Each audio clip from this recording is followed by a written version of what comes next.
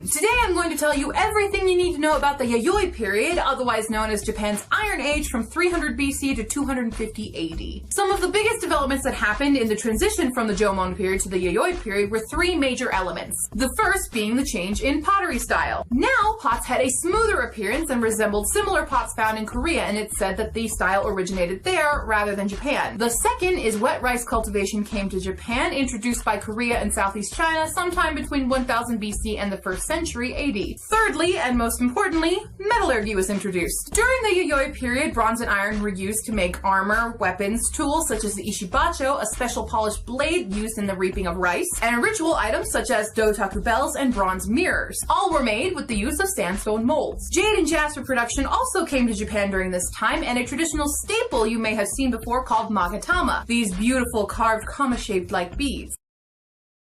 The Yayoi period is one of the oldest historical periods of Japan, spanning from 300 BCE to 300 CE, preceded by the Jomon period and followed by the Konfu period. The name Yayoi comes from the district in Tokyo, where the first artifacts associated with the period were found in 1884. During this time period, rice farming and metalworking advanced.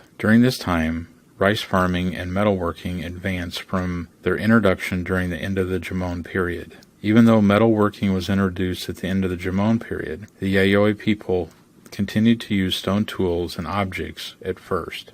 However, with the ability to work with metal, stone tools were eventually phased out and replaced with weapons, armor, and trinkets made from bronze and iron. With the introduction of rice farming, the proper tools also had to be developed. Hoes and spades that had stone blades and heads were replaced with metal. Irrigation techniques were developed during the time for the rice paddies and other crop fields. With the introduction of farming, the diet and lifestyle of the Yayoi people drastically changed, since they were now permanently settled and most of their food, rice, millet, beans, and gourds, were grown locally, with any hunting and gathering that occurred acting more as a supplement.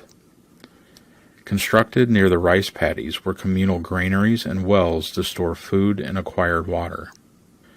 Due to the agricultural revolution, the population grew steadily during this period, reaching a peak of 2 million. Towns and villages at first would consist of pit houses similar to the previous Jomon housing, with thatched roofs and earthen floors, gradually developing into wooden structures raised above the ground using wooden supports. Like the pottery during the Jomon period, Yayoi pottery was made by coiling clay, smoothing out the inside and outside, and then firing it. But the similarities end there, since Yayoi pottery was more functional, made less porous, but less decorated than Jomon pottery. The main pottery shapes for this time were long-necked jars, wide-mouthed pots, deep basins, and pedestal bowls. Although there was some contact between groups during the Jomon period, trade was not a major concern or priority in the Yayoi period. However, trade flourished, with cities holding precious resources and trading centers become the largest settlements. The largest Yayoi settlement found was a trading center called Asahi, which covered 200 acres. It was in the Yayoi that a class system-based society appeared, with around 100 clans forming by 100 CE, which would fight each other for dominance throughout the rest of the period. Though the clans were fighting one another, they would occasionally be alliances which would form small kingdoms for the purpose of military power or mutual economic success. This shows a growing political system that earlier Jomon did not have. Under the rulers of various clans, taxes were collected and a system of punishment was implemented. Unfortunately, metal ore supply was quite limited in Japan at the time, and so having metal items were indicative of higher status. Other materials that signified higher status were silk and glass, which were produced in Kyūshū, the southernmost island in Japan.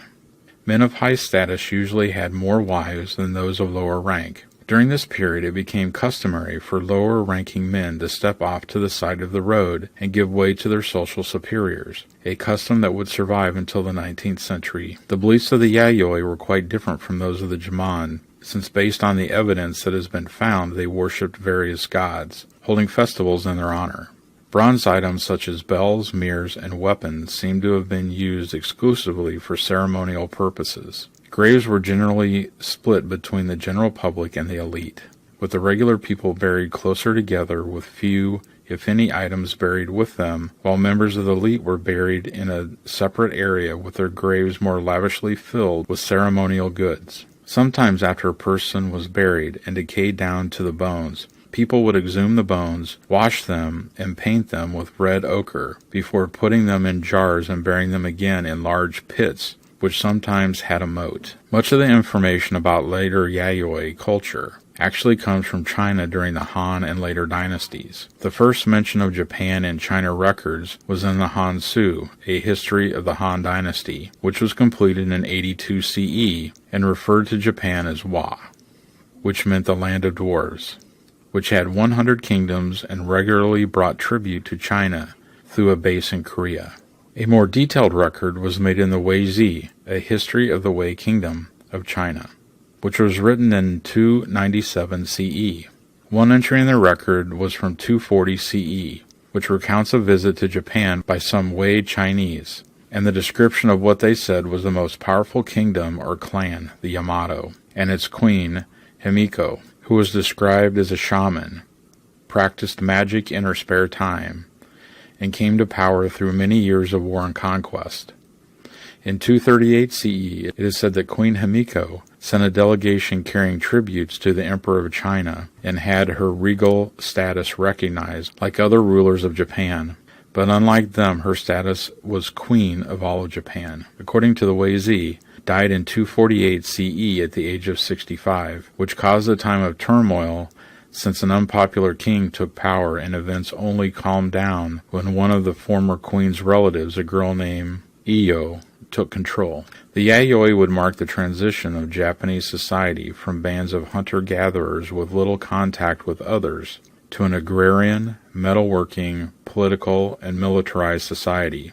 The Yayoi set the foundations for what would now be known as medieval Japan, with the introduction of rice growing and metalworking, which allowed for a population expansion and weapons and armor production for military purposes. The development of clans and kingdoms, as well as the class system, would eventually lead to the system of daimyo, samurai, and the chrysanthemum throne, with a line of emperors that would remain unbroken to this day. Yayoi period, meaning early spring, lasted from 300 BCE to 300 CE. This period was a time of mass migration, mainly from Korea, and they arrived in northern Kyūshū. With them they brought really important knowledge from abroad, such as iron, bronze, and wetland rice cultivation. As farming spread, land ownership marked one's social status, spurring a feudal system that would dominate much of Japan's history. This agrarian culture lived in permanent settled village communities made of thatched houses. During the Yayoi period, we see the appearance of new pottery styles. These vessels were produced on a potter's wheel and fired in kilns, unlike the Jomon period, which were made by hand. They were less ornate with smoother surfaces and practical functional shapes. Jars which were made for storage, larger jars for cooking, and high-footed vessels were used to make offerings. More elaborate were the bronze ceremonial bells called dotaku.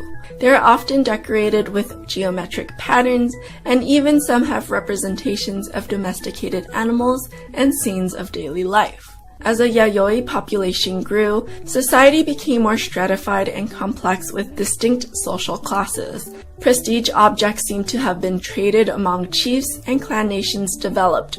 During the 2nd and 3rd centuries, clans fought among themselves until the 5th century, when the Yamato clan gained dominance. Is much shorter than the previous Jomon period, the people of Japan saw a tremendous amount of advancement and cultural changes.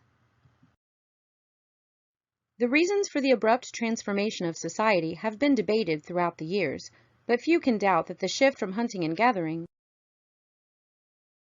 to full-scale agriculture brought about a drastically different culture than the one that existed before. Innovations in metallurgy, farming, and political structure forever impacted life in Japan and formed the foundation on which the many ages of Japanese history would be built.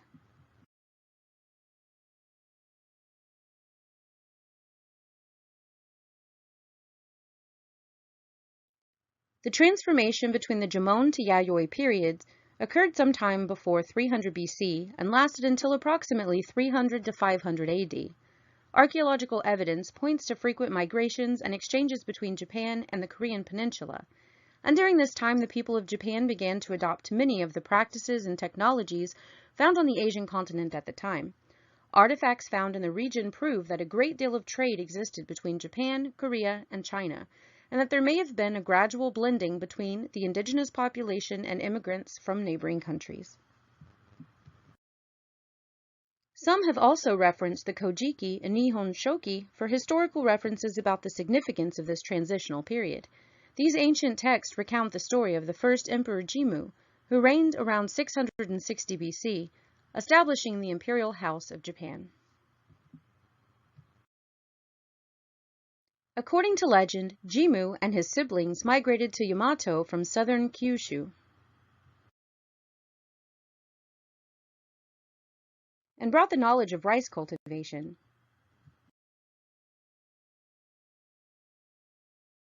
Which was passed down from his great-grandfather, Ninigi, grandson of the sun goddess Amaterasu.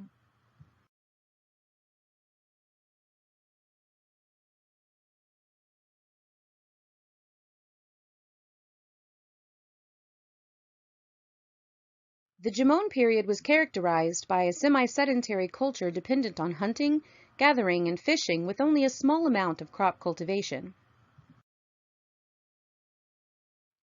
During the Yayoi period, society became largely agricultural. A focus on irrigated wet rice methods of cultivation made land ownership important, and class divisions and political complexity soon emerged. Bronze and iron tools and weapons also brought advancements in both farming and military capabilities. The new technologies and settled life brought with it a substantial population increase, which rose to around 4 million by the start of the Yayoi period.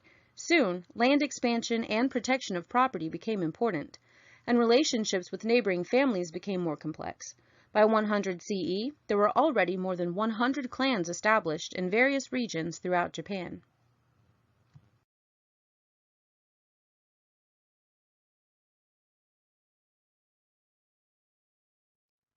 The developments that emerged during the Yayoi period have greatly influenced Japanese history. Not only did it form the farming and agricultural practices that sustained Japan through the ages, but it also birthed the beginnings of the clans and kingdoms.